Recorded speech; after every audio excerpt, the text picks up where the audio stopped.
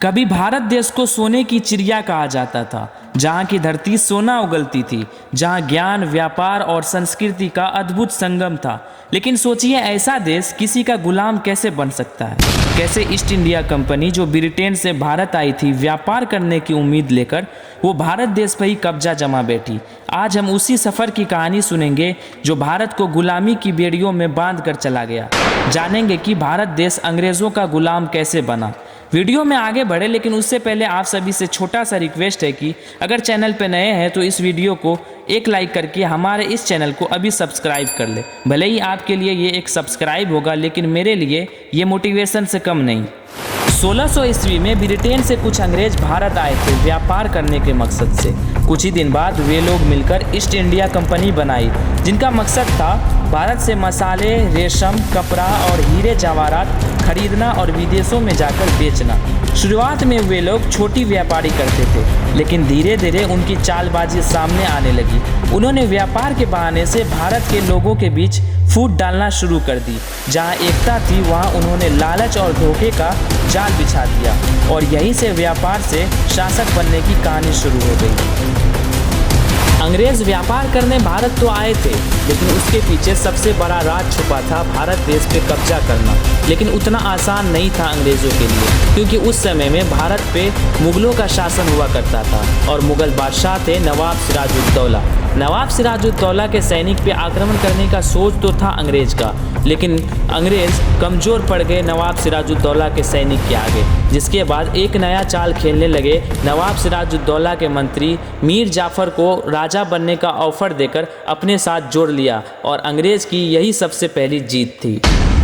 इसके बाद अंग्रेज़ों ने 3 बड़े भारतीय शासक शुजाउद्दौला, मीर कासिम और शाह आलम द्वितीय को हराया। इस जीत ने ईस्ट इंडिया कंपनी को बंगाल, बिहार और उड़ीसा पे हक दे दिया। यानी अब अंग्रेज़ सिर्फ व्यापारी नहीं बल्कि भारत के शासक बन बैठे थे। अंग्रेज़ों ने कई चालाक नीतियां भी बनाई। डिवाइड एंड रूल, यानी हिंदू मुस्लिम को आपस में लड़ाना और रियासतों में फूट डालना शुरू कर दिया। डॉक्ट्रिन ऑफ लैप्स, यानी अगर किसी राजा का वारिस नहीं है तो उसकी रियासत ईस्ट इंडिया कंपनी की होगी। धीरे धीरे हर जगह अंग्रेज़ अपनी पकड़ मजबूत करते गए। राजाओं की ताकत कम होती चली गई और जनता गुलामी की जंजीरों में बंधते चले गए। अंग्रेज़ अब अपनी असली मकसद पे उतर चुके थे।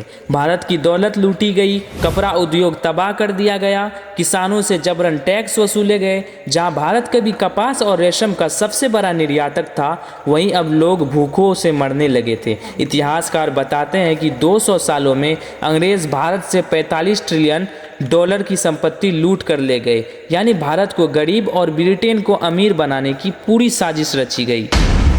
फिर आता है साल 1857, जब भारत के लोग एकजुट होकर अंग्रेज़ों के खिलाफ आज़ादी की लड़ाई लड़ने लगे। इसमें सबसे आगे मंगल पांडे, झांसी की रानी लक्ष्मीबाई, बेगम हजरत महल, ये वो नाम है जिन्होंने अंग्रेज़ों का डटकर सामना किया। भले ही ये लड़ाई असफल रही, लेकिन इसने भारतीयों के दिल में आज़ादी की आग जला दी। इसके बाद 1885 में कांग्रेस बनी, आंदोलन शुरू हुए और धीरे धीरे आज़ादी की लड़ाई पूरे देश का मिशन बन गई।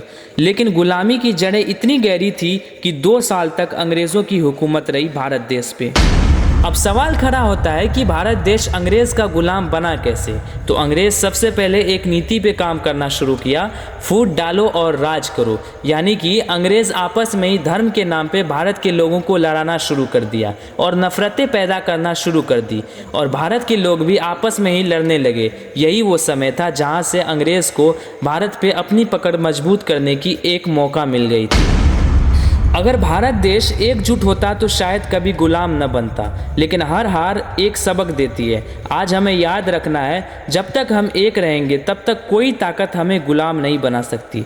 भारत सोने की चिड़िया थी और रहेगी, बस ज़रूरत है अपनी एकता और पहचान को बचाने की।